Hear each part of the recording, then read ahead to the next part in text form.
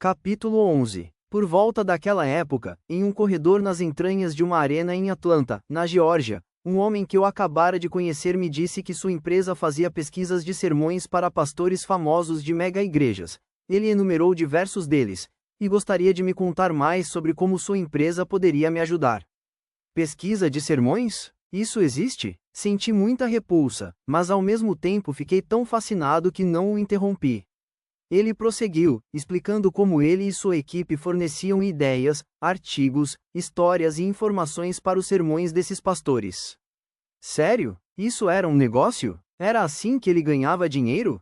Mal pude acreditar. Essa forma de arte é profundamente pessoal para mim, porque flui do meu coração, da minha mente, da minha alma e da minha vida. Entreguei-me a ela dedicando muitas horas. Ao longo dos anos, à medida que fui me aprimorando no ofício, fui ficando cada vez mais familiarizado com suas nuances e sutilezas. Continuamente aprendendo, expandindo e crescendo. Você pode pagar alguém para fazer isso para você? E aqueles pastores que ele enumerou, ele achou que eu fosse um deles? Era por acaso um clube do qual eu fazia parte e não me lembrava de ter me tornado membro? E essa palavra, mega igreja? Comecei a ouvi-la com alguma frequência e isso me dava nos nervos. Quando ela era usada em referência a mim, pastor de mega igreja, eu estremecia. Pude reparar em quantas pessoas que encontro e me interrompem depois de alguns minutos de conversa. Você não é o que eu esperava. O que você quer dizer? Pergunto. Bem, sabe, você é pastor de uma mega igreja, achei que você seria mais. E, então, as pessoas prosseguem e descrevem as suposições que tinham a meu respeito. Isso acontece o tempo todo. Ali estava eu, nas entranhas daquela arena, porque palestraria em um grande evento. Haveria palestras de vários outros pastores e autores de mega-igrejas. O que senti enquanto caminhava entre todos aqueles líderes e suas comitivas foi que aquele não era o meu lugar. Era como se esse evento tivesse sua própria cultura, e, no meu dia de falar, foi como se eu estivesse visitando um mundo religioso paralelo. Tinha sua própria música, sua linguagem interna e seus consultores, suas celebridades e regras sobre o que era permitido falar ou não. Logo depois disso, eu e um pastor amigo, que estava na cidade, nos encontramos para pôr a conversa em dia. Então, ele me perguntou se, quando terminássemos, eu poderia deixá-lo em uma reunião com alguns outros pastores. Quando chegamos ao endereço, descobri que era um aeroporto particular. Meu amigo desembarcou e foi cumprimentar os outros pastores, que chegaram em jatinhos. Fiquei sentado lá, no meu Volkswagen, observando à distância os apertos de mão, enquanto sentia uma profunda sensação de estranhamento. Costumo ter essa sensação de estranhamento, embora mais intensamente, quando participo de reuniões em nossa igreja. Amo aquelas pessoas e tenho grande respeito por elas. Adoro as histórias que nunca deixamos de ouvir sobre nossa igreja.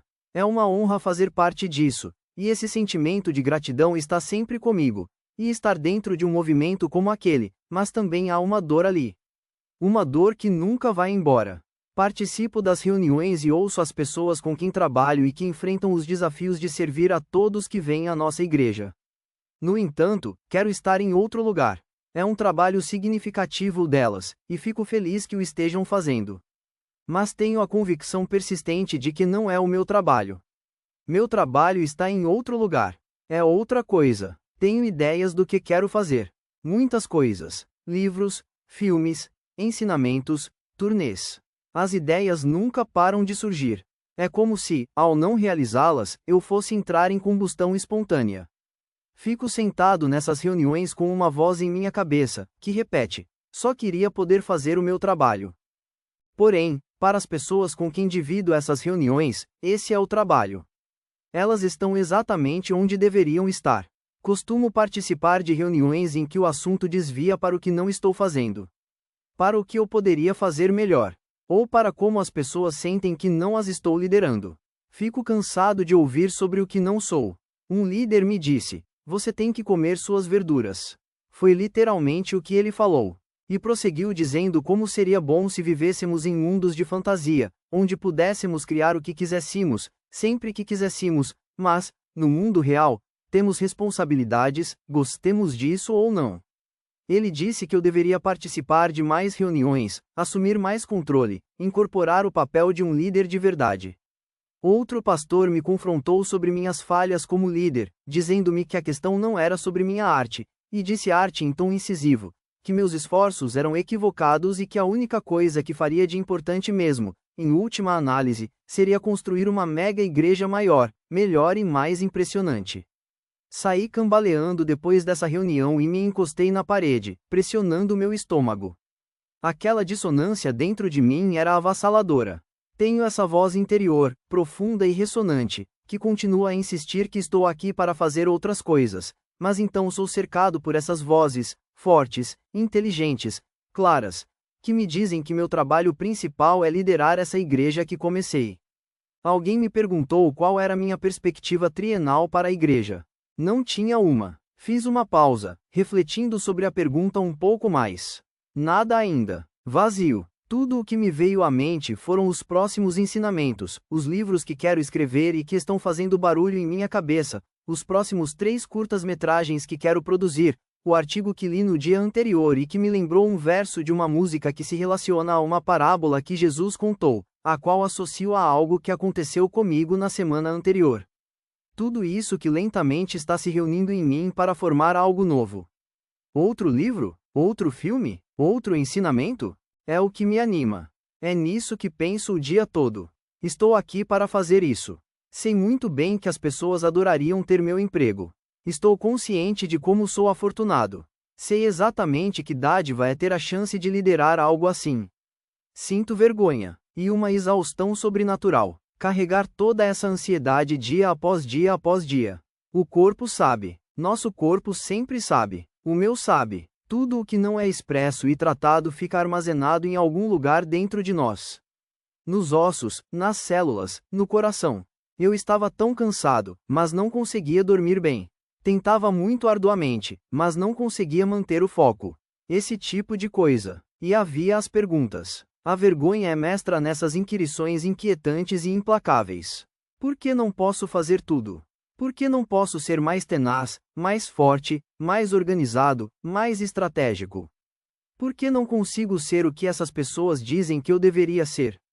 Por que outras pessoas parecem ser capazes de fazer isso sem nenhum esforço e eu não consigo dar um passo sem tropeçar? Porque não é o meu caminho. É como um sussurro, mas é alto o suficiente para ser ouvido. E nunca vai embora. Como sempre, Kristen estava um passo à frente. Às vezes, ela me dizia: e se você fizesse pinturas a óleo? Se você estivesse aqui para fazer pinturas bonitas e significativas, então teríamos organizado sua vida de maneira mais simples e focada para você fazer especificamente isso. Isso ajudava muito. Soava muito claro e zen viver com esse tipo de objetividade, que envolvia a alma. Era sobre isso que ela não parava de falar. Alma. Somos feitos da mesma matéria de todo o resto. Carbono, oxigênio, hidrogênio, nitrogênio. Tudo é feito a partir desses elementos básicos, inclusive nós. Rochas, árvores, água, corpos, estrelas. A mesma matéria. Chamo isso de concretude. Essa matéria de que tudo é feito. Você pode segurá-la na mão, senti-la, medi-la, fazer coisas com ela. Madeira, pedra, pele, osso. A concretude possui forma, formato, textura, limites. Pegue uma pedra, qualquer pedra, segure-a na mão.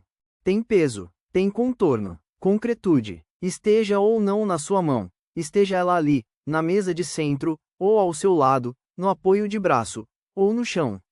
Tem forma. Quando algo tem forma, tem bordas, limites, contornos visíveis, você pode ver claramente onde começa e onde termina. Uma pedra está aqui e não ali. O mesmo acontece com seu corpo. Seu corpo é feito de concretude, cotovelos, joelhos, dentes, cabelo e sangue. Podemos saber visualmente onde o corpo começa e onde termina. Mas também temos pulsação. O sangue flui em nossas veias. Nosso coração bate. Quando respiramos, inspiramos e expiramos. Uma pedra tem concretude, mas não pulsa, não flui, não bate, não respira. Essas são outras coisas, algo mais. Pense em uma planta. Uma planta é feita de concretude, mas também tem vida. Ela pode viver e morrer, como uma pessoa. E a vida é significativamente mais complexa do que a concretude apenas. A vida tem mais complexidade, mas menos forma. Onde uma pulsação começa e termina. Você pode segurar a respiração na mão? Você pode segurar uma pedra na mão. No entanto, vida, pulsação, fluxo, processo possuem forma, mas têm contornos, bordas e formatos menos específicos do que uma pedra, que é constituída apenas de concretude. Somos feitos de concretude e também temos vida. Tem mais. Também temos mente. Podemos pensar, processar, saber e analisar. É muito mais complexo do que uma pedra. Ou uma planta. A mente pode dar nome às coisas e organizá-las. A mente cria uma linguagem para identificar e fazer conexões. Imagine a cor azul. Você conseguiu, certo? Uau! Você viu algo azul? Você criou, lembrou, imaginou ou evocou uma cor? Você fez isso aí dentro? Em sua mente? Outra pergunta. O que veio primeiro, o pouso na Lua ou o iPhone? Você respondeu, certo? Como? Você voltou na história e, depois, voltou ainda mais. Então, viu os dois acontecimentos em uma extensão espacial maior de tempo e identificou uma relação sequencial. Sua mente fez isso? É bem impressionante. Então, existe concretude, existe vida, existe mente. Há mais também, claro. Na sexta série, Joan e Vasco, minha professora, nos disse que deveríamos estudar muito para tirar boas notas, porque, quando chegássemos ao ensino médio, elas seriam levadas em conta em nosso histórico escolar para sempre. Um silêncio tomou conta da sala. Não tínhamos ideia do que aquilo significava, mas parecia sério. Ficamos devidamente nervosos. E, quando chegamos ao ensino médio, ficamos sabendo que aquelas notas seriam avaliadas pelas faculdades, que decidiriam se seríamos aceitos ou não. E então chegamos à faculdade e ficamos sabendo que deveríamos conseguir bons estágios para que, depois que nos formássemos, pudéssemos conseguir bons empregos. Ou talvez ir para outras faculdades. E, quando conseguimos aquele emprego, mostraram-nos nossa mesa de trabalho e ficamos sabendo o que seria exigido de nós, o que deveríamos fazer para receber uma promoção e como seríamos avaliados. E fizemos isso. Nós nos lançamos naquilo, jogamos de acordo com as regras e demos tudo de nós. E então chega o dia em que estamos nos dirigindo para o trabalho, participando de uma reunião, acordando no meio da noite e nos revirando na cama, preenchendo outro formulário ou conversando com um homem nas entranhas de uma arena e sentimos aquele baque existencial em nosso coração quando a pergunta surge dentro de nós: qual é o objetivo de tudo isso?